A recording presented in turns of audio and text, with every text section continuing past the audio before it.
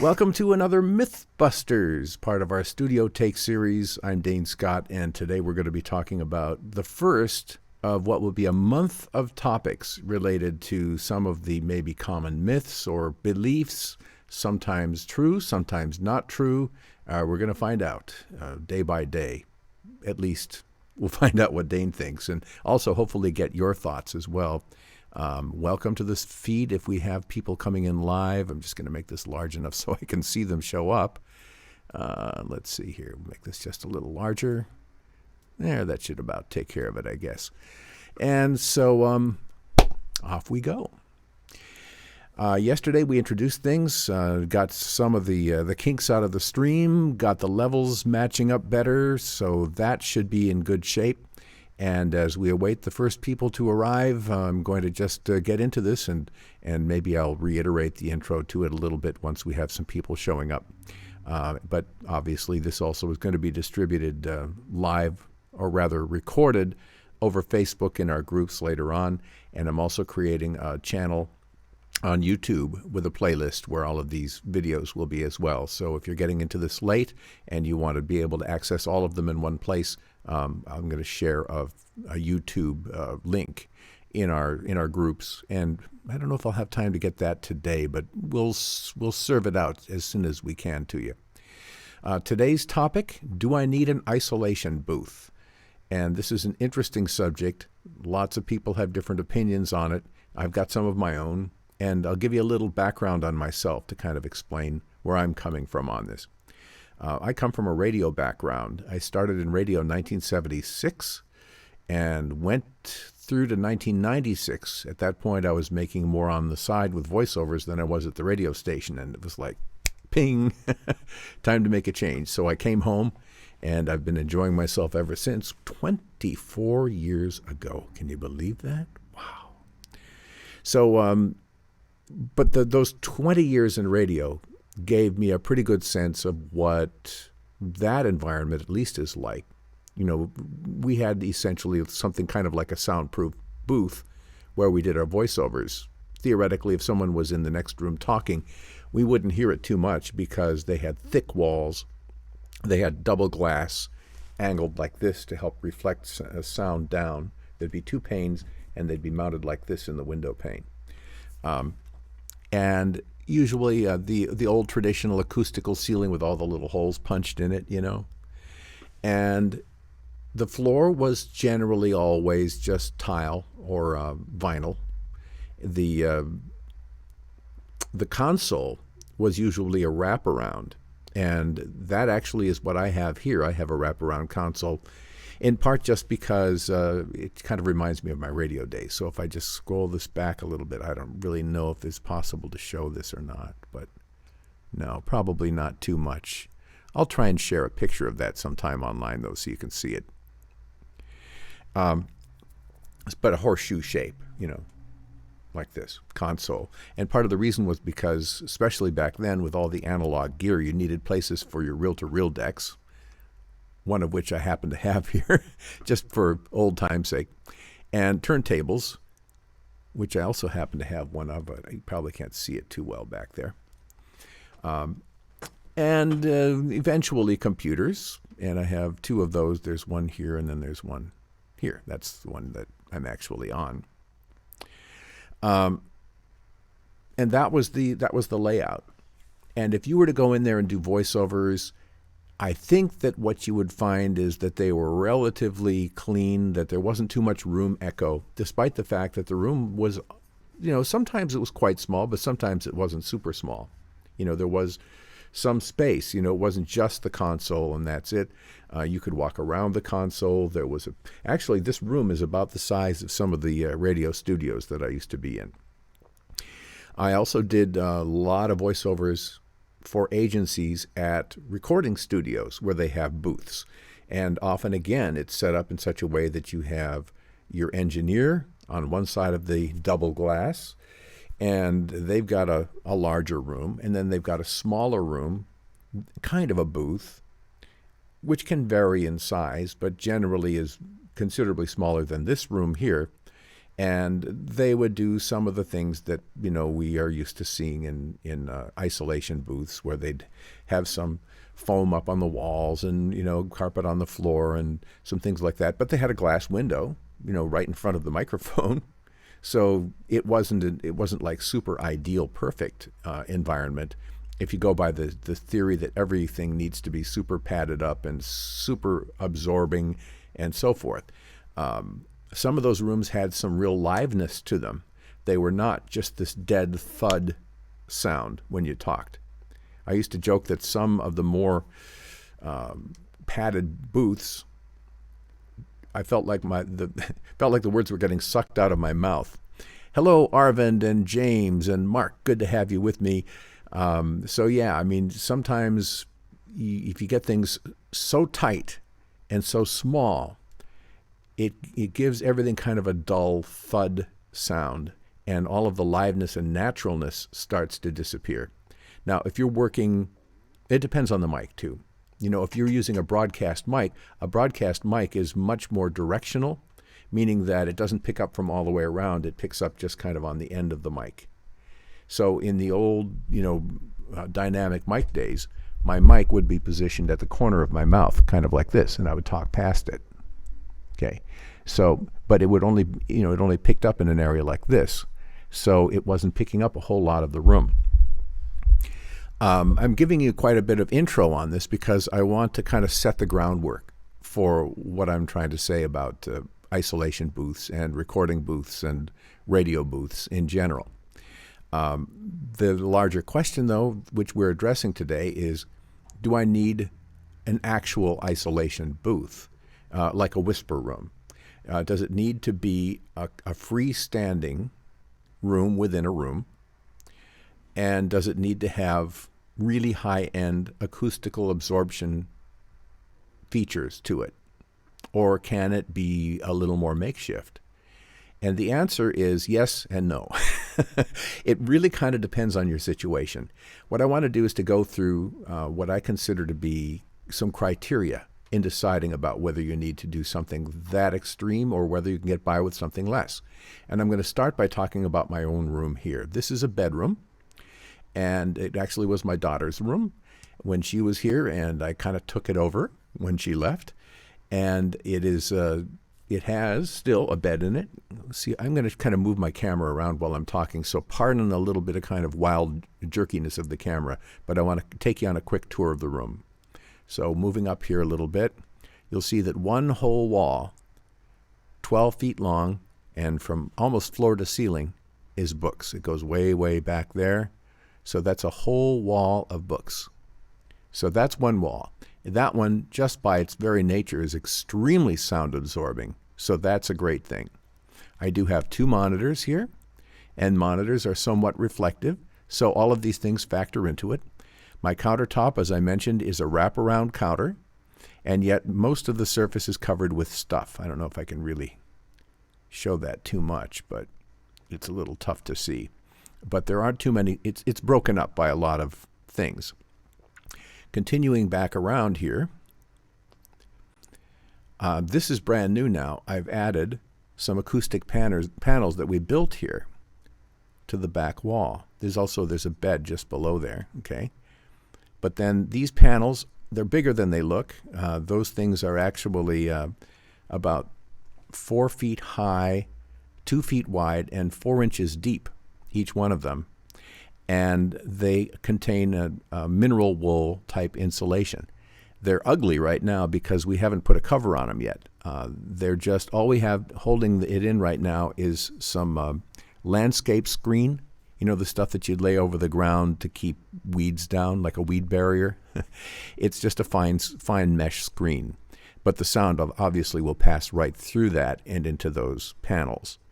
And those we built based on plans that we found online, and also with the help of one of our people in our group who gave us a tour of what he was doing and showed how he constructed them. My son built these for us. Each of them is placed, actually, they're offset from the wall by about 1.5 inches, which also allows some sound to get trapped behind them, not just trapped into them. I'm not sure of the acoustic reasons for that. I know that there are scientific arguments for that, but I can't tell you what they all are. But I'm happy to do what they recommend there. Continuing around the room, there is a dresser against this wall, and you'll see that we have yet another acoustic panel up there. And next, we have a closet. And this is just a closed closet, but you notice that the doors are not closed on the closed closet. I keep them open for a real obvious reason. It definitely helps to deaden sound. And we're going to talk about closets in a moment here too. And then if we continue back around, I have to kind of move this might be awfully tough to see, but there is actually another panel there, and I'm experimenting around with putting burlap over it. I got a bunch of these really cool coffee bags from a coffee company, and there went my boom. Well, this is gonna be interesting. Give me a second here. Hang on. I knew I was risking something like this when I started swinging the mic around. Okay, I got the boom reattached. Pardon that. Coffee bags, and the coffee bags are really quite cool. They came from South America, Venezuela. I'm not sure of the other countries, but it doesn't matter. They're legitimately from like distant coffee companies where the coffee beans grow. And they are primitive burlap bags. When I got them, I was sure they'd be plenty large for my acoustic panels, but alas, after we built the panels and took the bags out of the box that they came in, they're too small. So my idea was I was going to have these really cool-looking acoustic panels that would have, the logos of coffee companies on them with the rough burlap. I just thought that would be so awesome. As it turns out, it's not going to work out. So I've ordered some fabric, and we're going to cover this back one with fabric. Actually bought something kind of like a mural, a big fabric mural, and we're going to cut it into pieces, and the mural will go across all three of those panels, so it should look really interesting after we get that done. And the other ones will have, there's actually going to be a panel over on this wall over here too that I can't show you. They're on either side of a window that has a heavy curtain on it. All right, so the point of all of this, what is it? I went so long here, I almost have to stop and think. The point of all of this is that depending on what you do with a room, the properties of the room, what's in the room, you can have quite nice isolation, quite nice acoustic properties without having to, actually build a booth around yourself. When I first started showing some pictures of my studio setup, I had people that were coming out of the woodwork online to say, what do you think you're doing? You can't do voiceovers in a big room like that. Well, yes, you can. You absolutely can. It just depends on what's in the room and how your acoustics play out. And you can find out a lot by just clicking your fingers in a room, just to listen to what's the sound like. Walk around, snap your fingers a little bit, and you can quickly find out how much ring there is. That's very unscientific, and people have software they run that allows them to get a whole lot better idea about that kind of thing and really analyze a room. But you can gauge quite a bit just by listening, by clapping your hands, snapping your fingers a little bit, and then you make adjustments. What can be good is to first do a recording with the room as it exists, positioning your mic wherever you think that you're going to have things set up. Do a recording, then start making some changes. Do another recording, do an A-B, make some more changes, A-B-C. See what kind of impact you're having. And you may find that without doing too much dramatic stuff, you can really transform a room in some good ways. The other thing that I should mention is these panels were not that expensive to build. We maybe have $100 into the whole thing, including the fabric and the insulation and the lumber and hardware and so forth. So it's not a huge investment. And I think that what you get when you go this route is probably a little more substantial in its impact than some of these really expensive foam panels that you buy. So, okay, I've said a lot already, and I haven't really gone too far yet. So I guess I had more to say on this subject than I realized. But let me just keep going with this for a moment.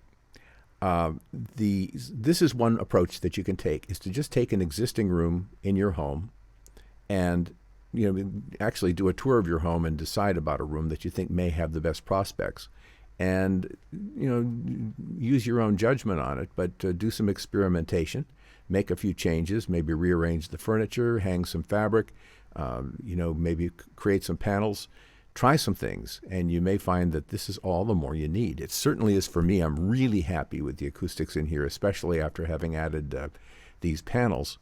So I'm totally good. Whole wall of books, the closet, the panels. I'm going to take those coffee bags and I'm going to stuff them with rags and make these huge pillows, and I'm going to poke those into corners around, as much for decoration and for my own enjoyment as for anything else. But we're going to get some use out of those coffee bags yet, I can guarantee you that. All right, so some things that we've covered so far relate to just the use of an existing room. We talked about closets. Now, this closet would be an awfully tight fit for somebody, but a closet is a possibility.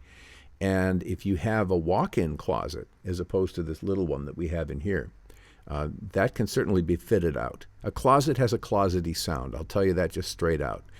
You can definitely deaden things. You can get things sounding pretty good in there, but it's never going to be quite as good as a well-treated room or an isolation booth. But if you keep a lot of the clothes hanging in the closet and maybe add some of your own touches to it, you can get it sounding pretty good. But the tightness of the enclosure does impact the acoustics. Any echo that remains comes back to you faster, and it gives you the potential of more of the kind of the Darth Vader effect, the phase effect, coming into your microphone. But a closet is not something to just laugh at. I've got a course that's called Gig Winners, and we go into some of that. We talk about the design of closet-type spaces and stuff like that. So if you want to check out at thegigdoctor.com, click on the Gig Winners thing and check out that course, and you get some good information on that. Another possibility, don't laugh, is your car or your van, if you have one or the other. The acoustics inside of vehicles is pretty good in a lot of cases. Now, they do have some glass to them, but they have a fabric ceiling. They have, obviously, everything else is pretty much treated with fabric. The surfaces are broken up. It's not just one big hollow space. You've got seat backs. You've got a lot of things going on in there. And so the acoustics inside a vehicle are surprisingly good. Now, if you live in a temperate climate, that might work out for you. But if you have to, if you live in a colder climate and you've got to run the engine in order to heat the vehicle, you got a problem, especially in the wintertime. And plus, because of the noise. So that's not going to be a good prospect in that case.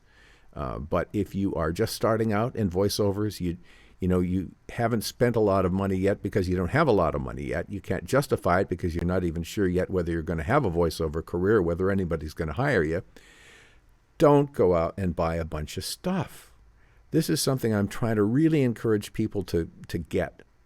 Don't go out and spend a lot of money on microphone, sound treatments. Some people, before they even know if they are going to be able to make it in voiceover, have bought themselves a whisper room and a fancy microphone and the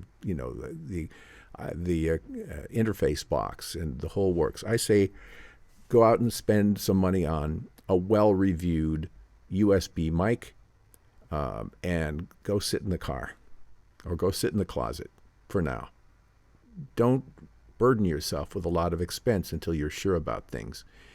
And this is not to be a hustle, but I just mentioned this in my group the other day, that if you have your doubts about that, before you go spend money, schedule one coaching session with me or someone else. I'm happy to help with this. I really have your best interests at heart. Schedule a coaching session and baseline yourself with that person, someone that you trust, to listen to you, to guide you through some voiceovers, to get a sense of where you're at, how good or not good you are, and be ready for honest answers. Now, there are people who are in show business who have been very successful, who maybe started out and somebody early on said, man, you don't have it, forget about it. And then they turned out to be like a millionaire actor or whatever. And they say that Einstein flunked math. So it's possible that even if you did something like this, that that you could say, well, that's what he says, but I think I'm still going to make a run at it. Whichever way it turns out, don't go spend a lot of money right away. Do yourself that favor. Just work with what you can for as little as you can to start with, and you do not need to go out and buy yourself an expensive booth right away. Please don't do that to yourself. And the other part of it is, don't make assumptions about whether your current situation, your current environment is going to preclude you from doing voiceovers. Investigate which room in the house is best, try it out, do some test recordings, mess with it, play with it, try different things, move things around, put a bunch of stuffed animals into the corners of the room, put a bunch of pillows around, just see what you can do. And it may be that not only are you able to make a go of that temporarily, but as you can see in my own case, with a little additional effort, you can make it into a very credible recording space that you'll never need anything else. And this has been kind of my dream. I always wanted to have something kind of like a radio studio, which I have now. I've got a wraparound console I would have loved to have had when I was in radio. My voiceovers have allowed me to do some things like that, to kind of fulfill my dreams, so to speak. And the result is that I've got myself in a situation here now where I'm working with a Neumann mic, and I've got a nice wraparound console, and I've got some beautiful speakers, and I've equipped myself in ways that I never would have dreamed about years ago. But fortunately, I didn't go out there and spend that money before I had it. I just waited until I could justify it. And at that point, then go crazy. Do what you want to do. Make yourself the world's greatest space. But I'm not going to say in no case should you ever buy a whisper room, but that's not where I would start at all. Definitely not. See what you can do with what you have. I'm Dane Scott. Thanks for this session together. Thanks to Antonio and Mark. And having trouble scrolling here right now. And I'm still having trouble scrolling. I do have one answer here to Mark. He asked, what mineral wool did I use? Roxel is one of them. Mine was Owens Corning, but it's the same basic stuff. It's very similar. It's very sound absorbing. The other thing is, if you're going to put fabric over it, Mark, make sure that it is something that sound can pass through. One of the ways you can do that, to tell about that, is to blow on the fabric and see if the breath will pass through. Because if air will pass through it, sound will pass through it. So, again, thank you for this. If you'd like to do some coaching together with me, it's $50 discounted for a first session, $40 for each additional session. The first one's an hour, and after that it's a half hour. And we can make a lot of progress fast. If you ask around in our groups, I think you'll find that some of our people have had some coaching with me, and it's been a really fun experience and a good learning experience for them and for me. So have a great day. We've got another one of these coming up tomorrow, and I'm going to pretty much try to do one every weekday all the way through the month of October as we continue to bust some myths together. Thanks for today, and we'll see you next time.